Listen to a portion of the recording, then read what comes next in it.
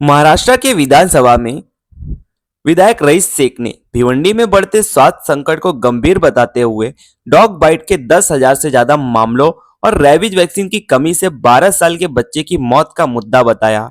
उन्होंने सरकार से तत्काल वैक्सीन उपलब्ध कराने, पीड़ित परिवार को 10 लाख रुपए मुआवजा देने और मेडिकल कॉम्प्लेक्स व स्टाफ क्वार्टर के लिए फंड जल्दी जारी करने की मांग की। साथ ही लंबित एनएचएम कर्मचारियों के वेतन जारी करने पर भी जोर देते हुए कहा कि शहर की स्वास्थ्य व्यवस्था मजबूत करना अब प्राथमिकता होनी चाहिए। मैं अब पब्लिक हेल्थ पे बोलूंगा।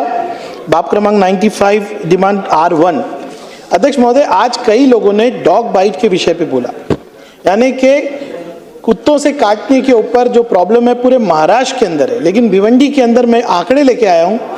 नवंबर 2025 से 11 महीने में 10,000 केसेस है अध्यक्ष महोदय। और अध्यक्ष महोदय, सबसे बुरी बात क्या है कि ये 1 लाख करोड़ की सप्लीमेंट्री डिमांड है यहाँ पर, लेकिन महाराष्ट्र में हर आमदार यहाँ कह रहा है कि रैबीज की वैक्सीन नहीं है।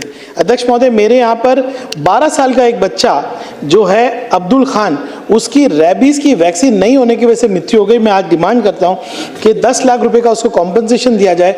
मैं ये पटल पे पूरा डेटा रख सकता हूँ कि आईजीएम अस्पताल से रैबीज की वैक्सीन की डिमांड सिविल हॉस्पिटल में जाती है, लेकिन वैक्सीन नहीं मिलती। अध्यक्ष महोदय, आज national commission of protection of child right ने आईजीएम को और गवर्नमेंट को नोटिस पे रखा है इसके ऊपर अध्यक्ष महोदय, यानी कि छोटे छोटे बच्चे कुत्ते काटने की वजह से वहां पर उनकी हालत बुरी है। अध्यक्ष महोदय, पब्लिक हेल्थ जो है सबसे बेसिक फैसिलिटी अध्यक्ष महोदय, और आज मैं आपको कहूंगा कि पिछले 6 साल में किस तरह से मेहनत करके भिवंडी के अंदर हमने एक जो है हेल्थ कॉम्प्लेक्स बनाने की कोशिश की।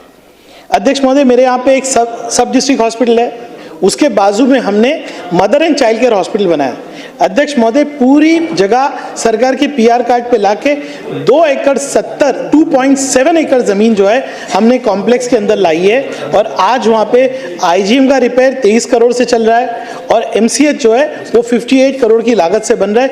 81 करोड़ रुपीस खर्च करके एक कॉम्प्लेक्स हम बना रहे हैं। अध्यक्ष महोदय, मैं अभिमान से कह सकता हूँ कि आने वाले 3 सालों में वहाँ पे एक मेडिकल कॉलेज जैसी फैसिलिटी वहाँ पर बनेगी, लेकिन बजट में जो है तरतूद करना चाहिए था, वो तरतूद हुई नहीं।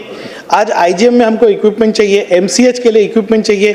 अगर ये तरतूद इस वर्ष में नहीं होती है तो हम जो ख्वाब देख रहे हैं कि हम मेडिकल एक कॉम्प्लेक्स बनाएगा, वो पूरा नहीं हो सकेगा। अध्यक्ष महोदय, अगर स्टाफ की बात करें, आईजीएम में आज 98 का स्टाफ है अध्यक्ष महोदय। हमने एमसीएच में 189 स्टाफ, आईजीएम की न्यू स्टाफ सैंक्शन 258 का किया। अब लगभग 550 मेडिकल डॉक्टर्स प्रोफेशनल भिवंडी में आएंगे, उनके लिए क्वार्टर्स की जरूरत है।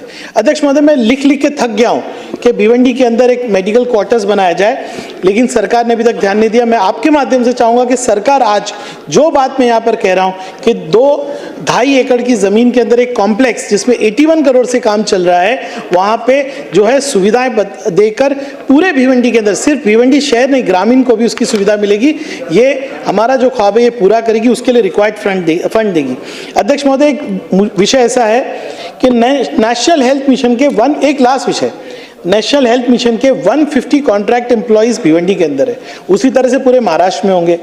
सिर्फ सैलरी कोड बदलने की वजह से 3 महीने से उनकी पेमेंट नहीं आई है, सैलरी नहीं दी गई है। ये हेल्थ वर्कर्स है, ये नर्सिस है, फार्मिस्ट है, जो हेल्थ सेंटर पे काम करते हैं। अध्यक्ष महोदय, मैं चाहूंगा कि मंत्री महोदय खुलासा करें कि पूरे महाराष्ट्र में इस तरह से national health workers, national health mission के तहत कॉन्ट्रैक्ट एम्प्लॉइज जो है उनके पगार क्यों नहीं दी गई। अध्यक्ष महोदय, बहुत थोड़े में मैंने अपनी बात रखा है, आपने बोलने के लिए मुझे मौका दिया, इसके लिए धन्यवाद।